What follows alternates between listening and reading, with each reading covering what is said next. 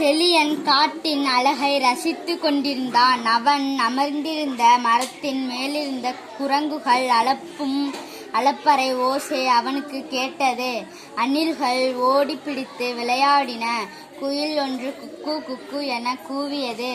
குயிலின் ஓசை செழியனின் செவிக்கு இனிமையாக இருந்தது. தொலைவில்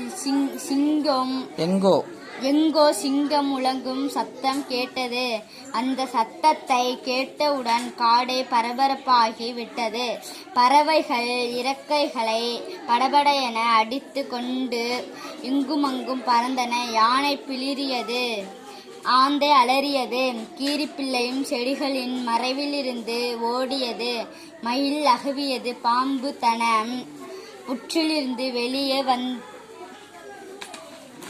Thank you, teacher.